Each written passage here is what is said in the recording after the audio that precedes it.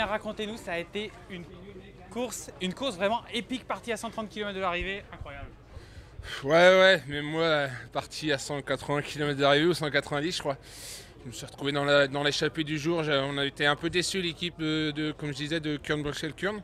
Voilà, on n'avait pas eu le résultat qu'on voulait et on voulait faire une grande course aujourd'hui. On était motivés, on était protégés de 3 coureurs et je me suis dit, pour pas avoir froid aujourd'hui, je crois qu'il faut que j'aille devant. Donc j'ai été devant, il y avait en plus, je savais qu'il y avait du vent de côté à 70 km là. Donc quand j'ai entendu derrière qu'il y avait bordure de Quick-Step, je me suis dit bon bah voilà, la journée va être très longue. On va les attendre. Et puis on les a attendus, ils sont rentrés sur le circuit au bout de 100 km, donc il restait encore 100 km. Et voilà, le circuit était difficile et les conditions étaient très difficiles. J'étais dans une grande forme, donc ça m'a permis d'aller très loin. Je me suis retrouvé à 2 tours avec 2 grands champions qui ont gagné les plus grandes classiques belges. Donc voilà, je me suis dit ça va être dur de les manœuvrer, mais j'ai donné tout ce que je pouvais pour essayer de gagner la course. Voilà, dans le dernier tour, c'était un peu à sauf qui peut.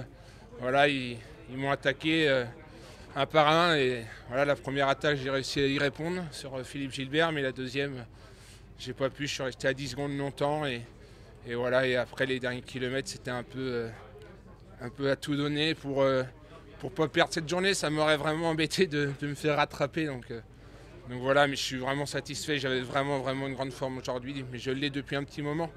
J'étais faire des courses en Espagne avec un gros niveau de grimpeur, donc on m'a pas trop vu dans les résultats. J'ai pas eu de chance sur le dernier contre-la-montre à la Ruta del Sol, sinon je pense que j'aurais fait dans les 10 premiers. Et je pense que ce qu'on a vu aujourd'hui, je pense que oui, c'est Damien Godin qui a une grande forme en début de saison. J'avais envie de commencer toute la saison au Gabon avec l'équipe.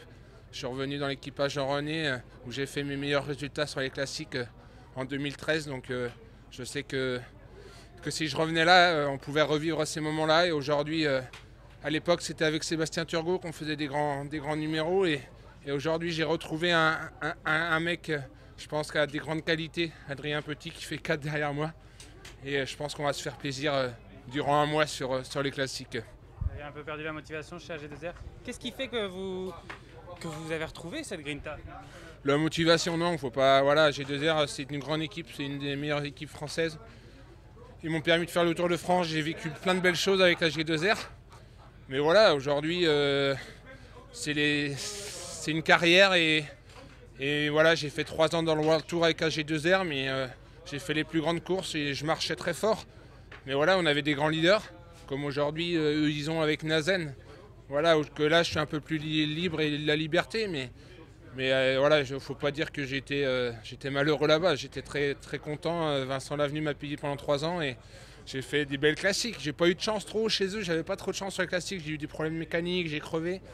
Donc on m'a pas trop vu, mais voilà, faut pas dénigrer les autres équipes. Il y a du bon partout.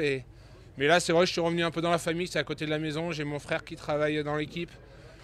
Voilà, j'ai tous les assistants, j'ai couru avec eux au Vendée U. C'est vrai que c'est différent, c'est une autre boutique et voilà, je me plais bien ici.